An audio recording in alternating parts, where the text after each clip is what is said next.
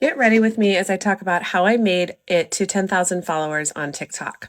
I didn't start on TikTok wanting to go viral or wanting to gain a lot of followers. In fact, through my journey of creating TikTok, there was never a time where I set out like a calendar, a goal calendar of like, this date I want to hit 5,000, and by this date I want to hit 10,000. They were kind of loosely in the back of my mind, but really for me, TikTok was a way to learn. TikTok was a way to express myself and get all of the thoughts out of my head that at the time I started making TikToks were really kind of messing up my relationship. I was in an anxious avoidant dance, me being the anxious person, and I was watching TikToks and things. That was my algorithm to learn how to be in that relationship and to learn how to support my avoidant partner. And I learned so much from TikTok. And I was really trying to employ the things that I was learning, but I was realizing over time that it just really wasn't solving any of the problems of my relationship, which if you want to know all the ins and outs as to why that happened, go back and watch the last 5,000 videos I've made on that. But one night I was on a family vacation in Italy with my two older kids in this anxious avoidant trap, thousands of miles away from my partner. So of course I'm triggered. And I go on TikTok and I make a quick 60-second video just expressing my frustration at the therapists and pundits that advise the anxiously attached and the advice that they give us and how it just isn't fair that we're always left in our dysregulation and we're advised to just leave the avoidant alone. I woke up the next morning and it had gone viral and I was shocked. It was very poorly recorded. I totally recorded it off the cuff. I didn't say the things that in the most precise way that I would have liked to have said them. But I think why it resonated with people is because it was caught in a moment of emotion. It was caught in a moment of abject frustration. You could literally hear the frustration in my voice. And it made a good point. People really trusted it because it was from a genuine, true-hearted place. And people related. People related because from that place was pain. There was so much pain being left alone in my anxious attachment as my partner just kind of abandoned me all the time in his avoidance. And I think people just really felt like, thank you, somebody is hearing what I'm saying.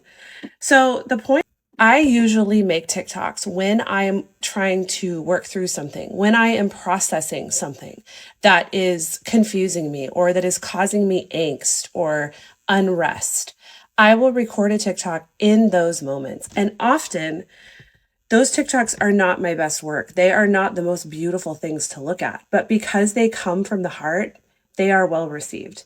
I think also I'll have periods of time where I'm not really thinking about anything and where things are pretty slow. And in those times, I don't usually record, or I'll do a pretty art piece of me baking, or those are the times that I'll use TikToks to creatively express myself, to lightheartedly express myself. But the ones that have been the most well liked have been from me in a place of angst and a place of pain. And so I would advise doing that. Stop worrying about the absolute beauty of your TikTok. Stop worrying when you're making them about whether or not they're going to go viral. It is all the energy that you come at the project with. Like, are you in a chill vibe, or are you in a vibe where you are just personally trying to work through something?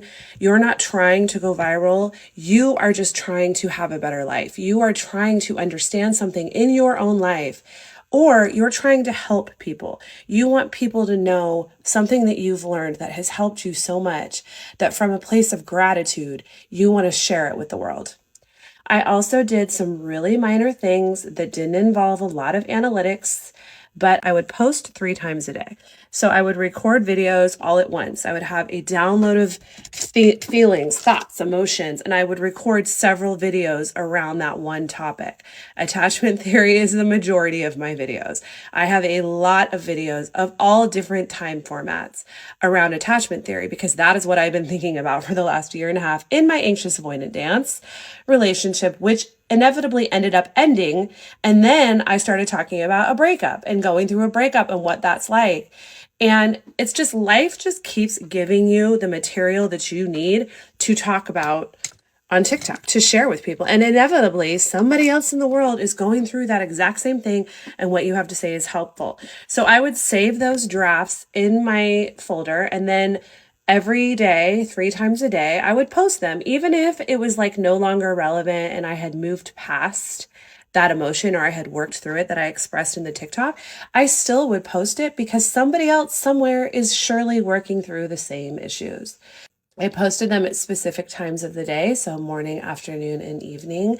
And I also really love this tip that says, use the material that you have and do a bunch of different videos on that material. So do like an art TikTok where you're showing a beautiful landscape and you're taking a sound bite from one of the longer ones that you've made and you've shortened it down to the crux of your message.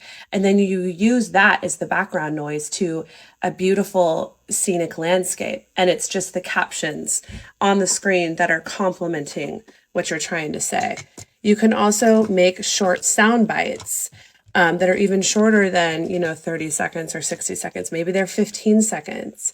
You can do get ready with me videos. I just kind of started doing get ready with me videos because I have to do my makeup every morning and that's when I'm thinking a lot. And so it just made sense. I'm by no means a makeup artist, but people have told me that it's really comforting to watch it, that it just kind of invites you in because you feel like you're getting ready with me. So find something that you like to do. I've seen some creators like out with their horses or they're out fishing or whatever, and they're doing what they would normally do in their lives, but they're recording their thoughts on a TikTok. I really love that.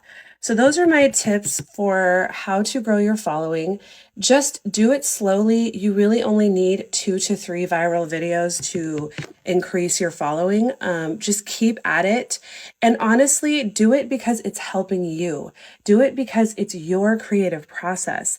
And as you do that with that good intention and that high vibe energy, it's bound to happen if that's what you truly want.